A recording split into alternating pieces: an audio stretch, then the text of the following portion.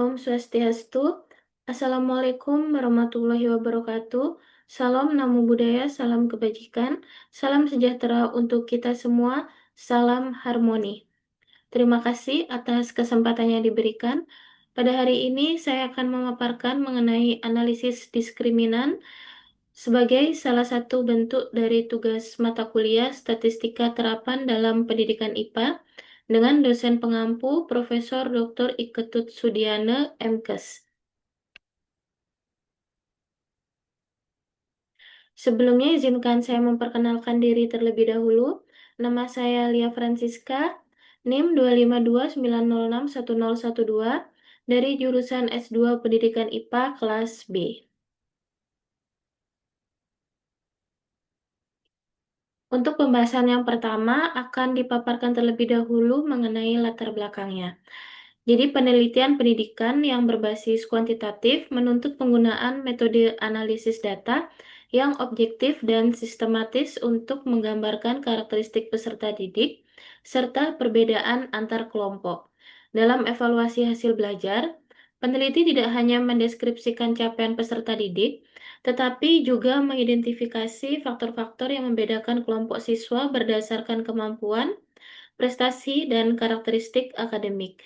Pendidikan ini sejalan dengan tuntutan pengambilan keputusan pendidikan berbasis bukti. Analisis diskriminan merupakan teknik statistik multivariat yang digunakan ketika variabel terikat bersifat kategorik dan variabel bebas bersifat numerik, dengan tujuan membentuk fungsi matematis yang memaksimalkan perbedaan antar kelompok. Metode ini memungkinkan klasifikasi siswa sekaligus identifikasi variabel yang paling berkontribusi dalam membedakan kelompok. Secara empiris, analisis diskriminan telah banyak digunakan dalam penelitian pendidikan untuk mengkaji perbedaan kemampuan akademik, profil kognitif, dan hasil asesmen siswa melalui integrasi beberapa variabel prediktor secara simultan. Keunggulan ini menjadi analisis diskriminan relevan untuk permasalahan penelitian yang melibatkan klasifikasi dan perbedaan kelompok siswa secara komprehensif. Namun, penerapan analisis diskriminan mensyaratkan pemenuhan asumsi statistik tertentu, seperti normalitas multivariat dan kesamaan matriks covariance antar kelompok. Kurangnya pemahaman terhadap landasan teoritis dan prosedur analisis dapat mempengaruhi validitas hasil penelitian. Oleh karena itu, pembahasan analisis diskriminan mencakup konsep dasar, tujuan dan fungsi, jenis-jenis, asumsi statistik, serta langkah-langkah pelaksanaan dan interpretasi hasil sebagai landasan konseptual dan penelitian kuantitatif di bidang pendidikan. Baik, untuk pembahasan yang selanjutnya yaitu mengenai statistik multivariat. Statistik multivariat ini merupakan pendekatan analisis yang melibatkan dua atau lebih variabel secara simultan untuk memahami hubungan, struktur, dan perbedaan dalam data secara komprehensif. Dengan memperlakukan variabel sebagai satu kesatuan, statistik multivariat memungkinkan peneliti memperoleh pemahaman yang lebih mendalam terhadap fenomena yang dikaji, sehingga mendukung pengambilan keputusan berbasis data dan penarikan kesimpulan ilmiah yang lebih akurat. Selanjutnya yaitu mengenai jenis analisis multivariat dan posisi analisis diskriminan. Analisis multivariat ini mencakup berbagai teknik yang digunakan sesuai dengan tujuan penelitian dan karakteristik data. Beberapa teknik analisis multivariat yang umum digunakan itu diantaranya ada analisis faktor, analisis komponen utama, analisis cluster, kemudian ada regresi multivariat, dan kemudian ada juga multivariate analysis of variance atau MANOVA, serta ada analisis diskriminan. Nah, di antara berbagai teknik tersebut, analisis diskriminan ini digunakan ketika peneliti itu bertujuan untuk membedakan dan mengklasifikasikan objek penelitian ke dalam kelompok yang telah ditentukan sebelumnya berdasarkan sejumlah variabel prediktor. Oleh karena itu, analisis diskriminan merupakan salah satu metode penting dalam statistik multivariat yang relevan untuk penelitian pendidikan, khususnya yang berkaitan dengan klasifikasi dan pembedaan karakteristik peserta didik. Dengan demikian, pemahaman mengenai statistik multivariat menjadi landasan konseptual yang penting sebelum membahas analisis diskriminan secara lebih mendalam sebagai salah satu teknik analisis dalam penelitian kuantitatif. Selanjutnya yaitu analisis diskriminan. Jadi secara konseptual, analisis diskriminan itu dapat didefinisikan sebagai metode statistik multivariat yang membangun satu atau lebih fungsi diskriminan berupa kombinasi linier dan variabel prediktor untuk memaksimalkan rasio variasi antar kelompok terhadap variasi dalam kelompok. Analisis diskriminan termasuk metode parametrik yang bekerja berdasarkan asumsi tertentu, sehingga pemahaman terhadap konsep dasar dan karakteristik data menjadi prasyarat penting sebelum metode ini diterapkan. Dalam penelitian pendidikan, analisis diskriminan sering dipilih karena mampu mengintegrasikan aspek klasifikasi dan interpretasi secara simultan. Sehingga hasil analisis tidak hanya bersifat prediktif, tetapi juga informatif secara substantif. Selanjutnya yaitu mengenai tujuan dan fungsi analisis diskriminan. Analisis diskriminan dikembangkan untuk memenuhi kebutuhan penelitian kuantitatif yang berfokus pada pembedaan dan pengklasifikasian objek ke dalam kelompok tertentu berdasarkan karakteristik yang terukur. Secara umum, tujuan utama analisis diskriminan adalah membentuk fungsi matematis yang mampu memaksimalkan perbedaan antar kelompok sehingga setiap objek penelitian dapat diklasifikasikan secara objektif dan sistematis. Nah, dalam konteks penelitian pendidikan, tujuan analisis diskriminan tidak hanya terbatas pada aspek klasifikasi, tetapi juga mencakup pemahaman mengenai faktor-faktor yang membedakan kelompok peserta didik. Secara fungsional, analisis diskriminan memiliki beberapa peran penting dalam penelitian kuantitatif, yaitu sebagai alat klasifikasi, alat prediksi, dan alat interpretasi. Selain itu, analisis diskriminan juga berfungsi sebagai dasar pengambilan keputusan berbasis data dalam penelitian pendidikan. Hasil analisis dapat dimanfaatkan untuk mendukung perencanaan intervensi pembelajaran, pengelompokan peserta didik, serta evaluasi efektivitas program pendidikan. Pembahasan yang selanjutnya yaitu mengenai jenis-jenis analisis diskriminan. Analisis diskriminan memiliki beberapa jenis yang dibedakan berdasarkan asumsi statistik dan karakteristik model yang digunakan. Perbedaan jenis ini penting untuk dipahami agar peneliti dapat memilih metode yang paling sesuai dengan karakteristik data dan juga tujuan penelitian. Secara umum, analisis diskriminan itu dibedakan menjadi analisis diskriminan linier dan analisis diskriminan kuadratik. Nah, untuk analisis diskriminan linier ini, itu merupakan bentuk analisis diskriminan yang paling umum digunakan.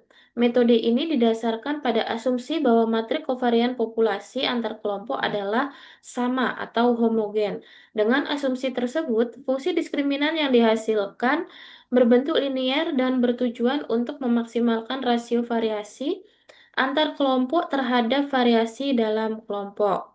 Kemudian untuk analisis diskriminan kuadratik, ini merupakan pengembangan dari analisis diskriminan linier yang digunakan ketika asumsi kesamaan matrik covariance antar kelompok tidak terpenuhi. Pada metode ini, setiap kelompok itu diasumsikan memiliki matrik covarian yang berbeda, sehingga fungsi diskriminan yang terbentuk bersifat kuadratik dan lebih fleksibel dalam memodelkan batas pemisah antar kelompok. Selanjutnya, untuk bagian pengembangan dan variasi analisis diskriminan, ini merupakan hasil dari perkembangan metodologi statistik. Jadi, analisis diskriminan juga mengalami berbagai pengembangan untuk mengatasi keterbatasan metode klasik. Beberapa variasi analisis diskriminan antara lain regularized discriminant analysis, kernel discriminant analysis, dan weak discriminant analysis. Nah, variasi-variasi ini dikembangkan untuk menangani permasalahan seperti multikulineritas, ketidakseimbangan kelas, serta data berdimensi tinggi. Selanjutnya yaitu mengenai asumsi-asumsi analisis diskriminan. Yang pertama ada normalitas multivariat. Jadi normalitas multivariat ini merupakan salah satu asumsi utama dalam analisis diskriminan yang menyatakan bahwa variabel prediktor ini harus berdistribusi normal multivariat dalam setiap kelompoknya. Normalitas multivariat berarti bahwa kombinasi linear dari variabel-variabel prediktor mengikuti distribusi normal. Kemudian, kesamaan matrik covariance. Asumsi penting lainnya, khususnya pada penelitian diskriminan linear, itu adalah kesamaan matrik covariance. Nah, asumsi ini menyatakan bahwa varian dan kovarian variabel untuk variabel prediktornya itu relatif sama pada setiap kelompoknya. Uji yang umum digunakan pada kesamaan matrik kovarian itu adalah box M-test. Nah, kemudian yang ketiga, tidak terjadi multikulineritas. Multikulineritas yang tinggi dapat menyebabkan ketidakstabilan koefisien diskriminan dan menyulitkan interpretasi hasil analisis. Kemudian, independensi pengamatan. Asumsi independensi pengamatan menyatakan bahwa setiap objek atau responden dalam penelitian tidak saling bergantung satu sama lain. Pelanggaran terhadap asumsi ini seperti adanya data berulang atau pengukuran berpasangan tanpa penyesuaian analisis dapat mengakibatkan bias dalam hasil klasifikasi dan interferensi statistik yang diperoleh. Kemudian yang terakhir yaitu ukuran sampel yang memadai. Nah, secara umum, jumlah sampel pada setiap kelompok itu disarankan lebih besar dibanding jumlah variabel prediktor yang digunakan. Ukuran sampel yang kecil itu dapat menyebabkan overfitting dan menurunkan akurasi klasifikasi. Selanjutnya yaitu pembahasan mengenai prosedur pelaksanaan analisis diskriminan. Yang pertama yaitu persiapan dan eksplorasi data. Kemudian ada pengujian asumsi. Pengujian asumsi ini meliputi pemeriksaan normalitas, kesamaan matrik, serta multikulineritas antar variabel prediktor. Kemudian ada pembentukan fungsi diskriminan. Yang keempat ada pengujian signifikansi fungsi diskriminan. Yang kelima ada evaluasi ketepatan klasifikasi. Dan yang terakhir ada interpretasi dan pelaporan hasil. Jadi, tahap akhir dalam proses analisis diskriminan itu interpretasi dan pelaporan hasil. Yang dimana pada tahap ini peneliti menafsirkan koefisien diskriminan, struktur matriks, serta hasil klasifikasi untuk menjawab rumusan masalah penelitian. Baik, untuk yang selanjutnya yaitu mengenai pembentukan fungsi diskriminan dan interpretasinya. Pembentukan fungsi diskriminan merupakan tahap inti dalam analisis diskriminan karena pada tahap inilah model matematis yang membedakan kelompok dibangun. Fungsi diskriminan disusun sebagai kombinasi linear dari variabel-variabel prediktor dengan tujuan memaksimalkan perbedaan antar kelompok relatif terhadap variasi di dalam kelompok. Secara umum, jumlah fungsi diskriminan yang dapat dibentuk adalah sebanyak satu lebih kecil dari jumlah kelompok yang dianalisis. Yang pertama, pembentukan fungsi diskriminan itu dilakukan dengan mengestimasi koefisien untuk setiap variabel prediktor sehingga diperoleh persamaan fungsi diskriminan. Kemudian ada interpretasi fungsi diskriminan. Interpretasi fungsi diskriminan ini bertujuan untuk memahami makna statistik dan substantif dari fungsi yang terbentuk. Dan yang ketiga ada makna substantif dalam penelitian pendidikan. Nah, dalam konteks penelitian pendidikan, interpretasi fungsi diskriminan tidak hanya berhenti pada hasil statistik, tetapi juga harus dikaitkan dengan makna substantif variabel yang diteliti. Variabel prediktor yang memiliki korelasi tinggi dengan fungsi diskriminan dapat diinterpretasikan sebagai faktor utama yang membedakan kelompok peserta didik, misalnya dalam hal prestasi belajar, kemampuan kognitif, atau karakteristik akademik lainnya. Selanjutnya yaitu mengenai uji signifikansi fungsi diskriminan. Untuk uji signifikansi fungsi diskriminan, ini bertujuan sebagai faktor untuk menentukan apakah fungsi diskriminan yang dibentuk itu secara statistik mampu membedakan kelompok yang dianalisis.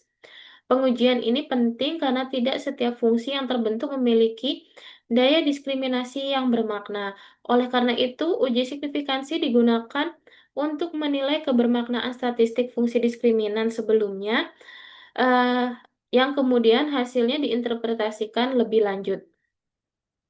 Untuk uji signifikannya ini ada yang pertama Wilks Lambda, kemudian ada uji signifikansi untuk beberapa fungsi diskriminan.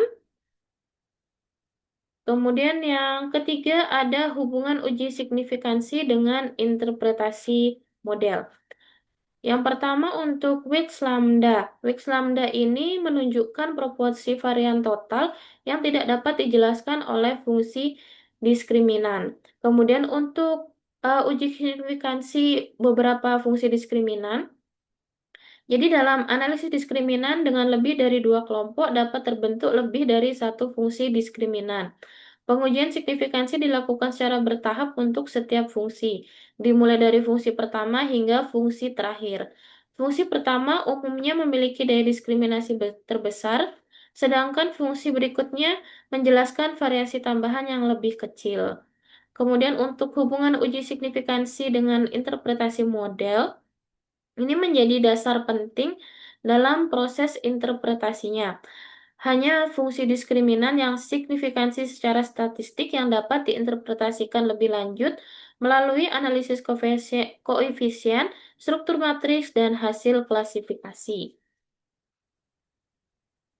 Selanjutnya, klasifikasi dan validasi model. Klasifikasi dan validasi model merupakan tahap akhir dalam analisis diskriminan yang bertujuan untuk menilai kemampuan fungsi diskriminan dalam mengelompokkan objek penelitian secara tepat serta mengevaluasi keandalan model yang dibentuk. Tahap ini penting karena keberhasilan analisis diskriminan tidak hanya ditentukan oleh signifikansi fungsi, tetapi juga oleh akuransi dan stabilitas hasil klasifikasi. Yang pertama ada klasifikasi objek penelitian. Klasifikasi dilakukan dengan menggunakan skor fungsi diskriminasi yang diperoleh pada tahap pembentukan model. Yang kedua ada validasi model diskriminan. Ini dilakukan untuk menilai kestabilan dan kemampuan generalisasi model diskriminan terhadap data baru. Dan yang ketiga ada interpretasi hasil klasifikasi dalam penelitian pendidikan. Hasil klasifikasi dan validasinya itu perlu dikaitkan dengan tujuan dan konteks penelitian. Tingkat klasifikasi yang baik menunjukkan bahwa variabel prediktor yang digunakan mampu membedakan kelompok peserta didik secara jelas dan konsisten.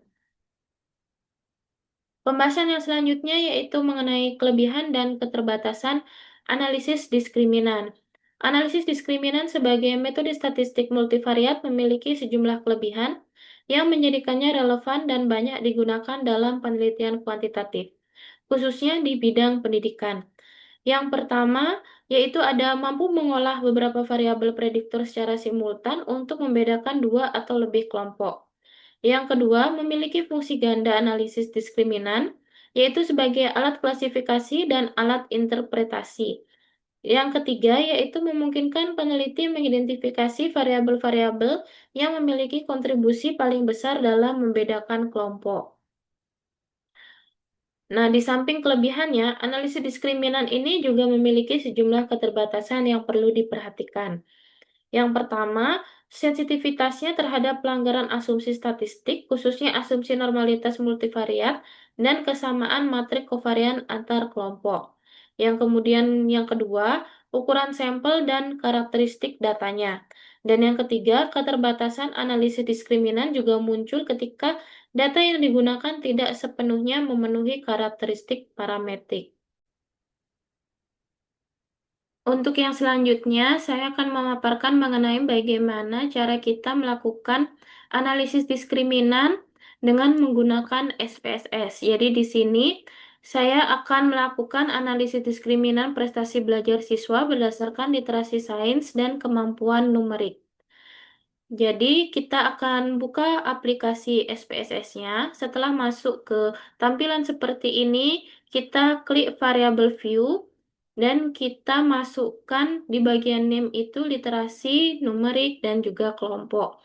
Di bagian kelompok ini merupakan bagian prestasi belajar siswanya yang kita masukkan di value-nya itu di bagian value kita ketik 0 untuk label prestasi rendah dan kita klik value 1 untuk bagian label prestasi tinggi kemudian oke. Setelah kita variable view-nya diisi baru kita masuk ke data view. Di data view ini kita masukkan data yang telah kita siapkan sebelumnya. Nah, setelahnya kita masuk untuk melakukan uji prasyaratnya. Jadi, uji prasyarat yang pertama yaitu mengenai uji normalitas multivariat. Caranya yaitu dengan mengklik Analyze, kemudian kita masuk ke bagian deskriptif statistik, kemudian kita klik Explore. Untuk numerik dan literasi kita masukkan di dependent list. Untuk kelompok kita masukkan ke faktor list. Kemudian kita klik statistik. Mohon maaf, kita klik plot. Baru kita centang normality plot with test. Dan selanjutnya kita klik continue.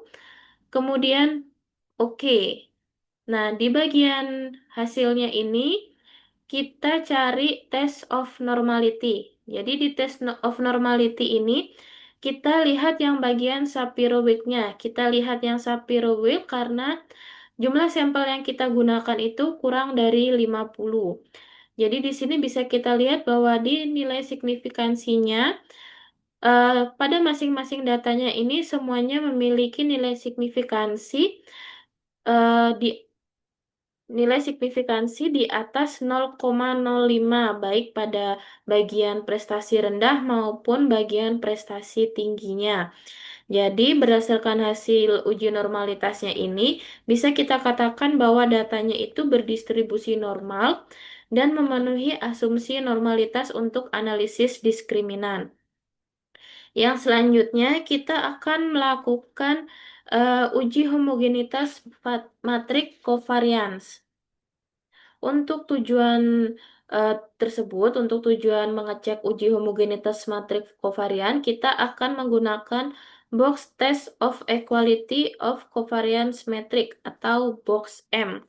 Caranya yaitu dengan kita klik analyze lagi, kemudian kita masuk classify dan kita pilih diskriminan. Nah, di bagian grouping variable kelompok kita masukkan ke sini. Untuk di bagian independen, kita masukkan literasi dan numerik. Kemudian kita klik statistik, kita centang mean, univariate ANOVA, dan juga box M-nya. Baru kita klik continue, kemudian oke. Dan pada outputnya ini kita akan lihat dari bagian tes resultnya. Di sini ada tulisan box M. Kemudian kita lihat bagian signifikansinya. Di sini memiliki nilai signifikansi 0,593 yang artinya lebih besar daripada 0,001. Jadi dengan demikian, matrik covariance antar kelompok prestasi dinyatakan homogen dan memenuhi asumsi analisis diskriminan. Selanjutnya kita akan masuk ke uji prasyarat yang ketiga, yaitu uji multikolinearitas. Caranya yaitu dengan mengklik Analyze, kemudian klik Correlate, baru kita klik bivariat. Di bagian variabel ini kita masukkan literasi dan numeriknya. Kemudian pastikan person dan tutelnya ini tercentang. Baru langsung kita klik OK.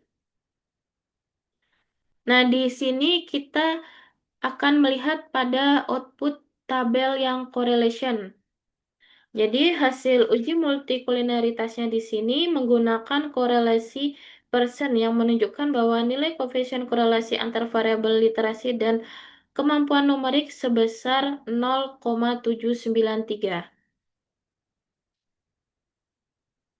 Dan yang merupakan lebih kecil dari 0,80, yang artinya itu dapat disimpulkan bahwa tidak terjadi multikulinaritas antar variabel prediktor dan data memenuhi asumsi multikulinaritas untuk analisis diskriminan. Selanjutnya kita akan masuk ke bagian Test of Equality of Group Mean yang merupakan salah satu dari uji signifikansi variabel prediktor.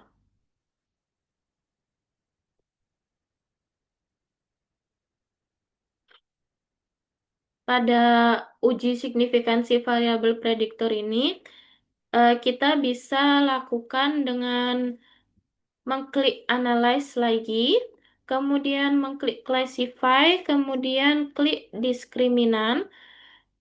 Kemudian seperti yang sebelumnya di grup variabel ini kita masukkan kelompok, di independen kita masukkan literasi dan numerasi, dan mohon diingat sebelumnya untuk bagian kelompok ini di define range-nya ini minimumnya kita masukkan 0 dan maksimumnya kita masukkan nilai 1. Kemudian kita klik statistik. Kita centang univariate ANOVA dan juga min-nya, baru kita klik continue, kemudian kita klik OK. Di sini kita akan melihat di bagian Test of Equality of Group Mean. Nah, di sini kita lihat bahwa baik literasi maupun numeriknya ini memiliki nilai signifikansi kurang dari 0,05, di mana nilai signifikansinya itu 0,001. Jadi hal ini mengindikasikan bahwa terdapat perbedaan rata-rata yang signifikan antar kelompok prestasi rendah dan prestasi tinggi pada kedua variabel tersebut.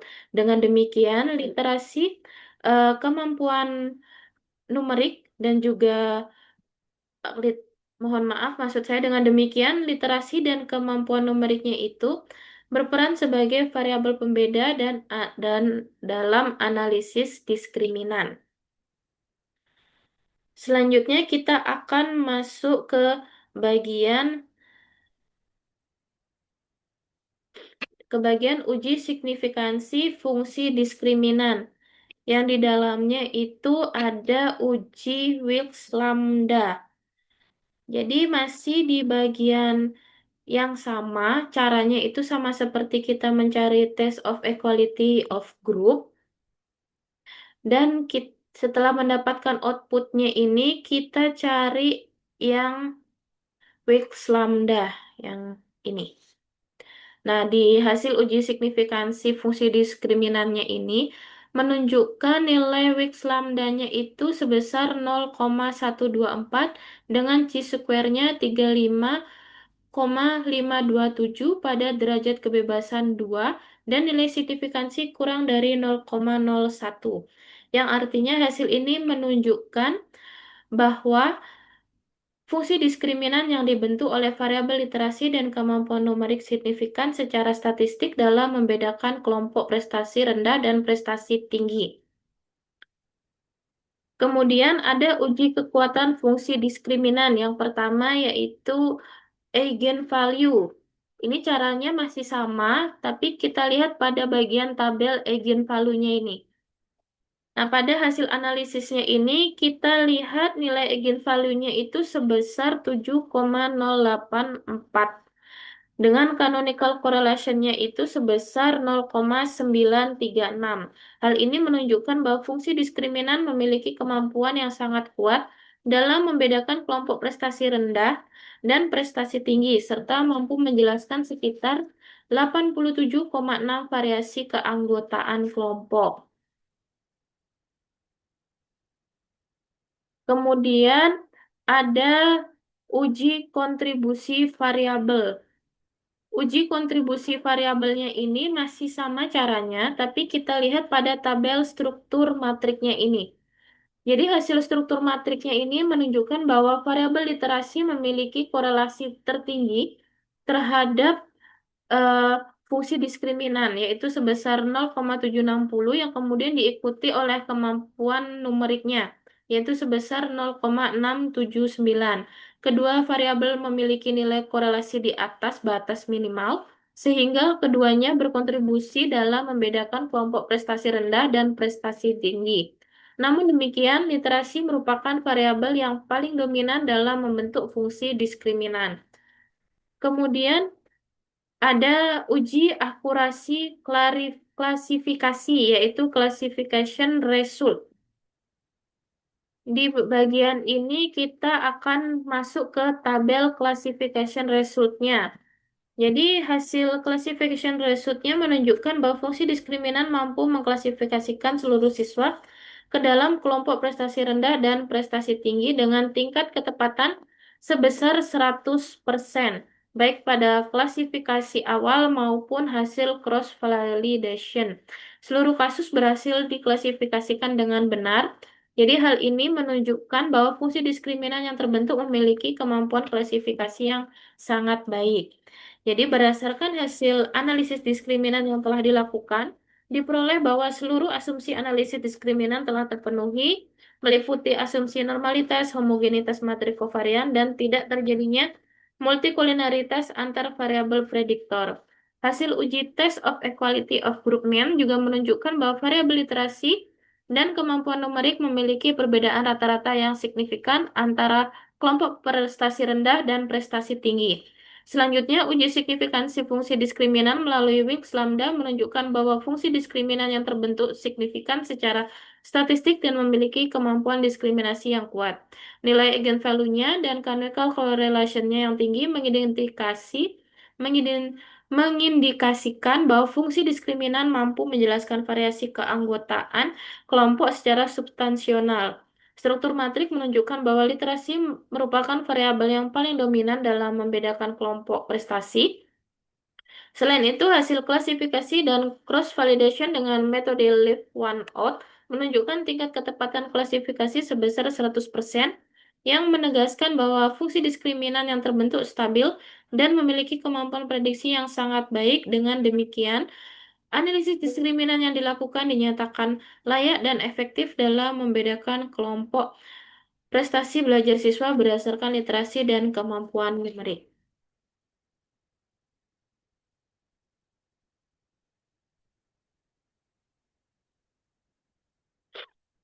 Baik, sekian yang bisa saya sampaikan. Saya mohon maaf apabila terdapat kesalahan penyampaian materi ataupun kalimat yang saya sampaikan. Akhir kata, saya mengucapkan terima kasih banyak dan Om Santi Santi Om. Wassalamualaikum warahmatullahi wabarakatuh.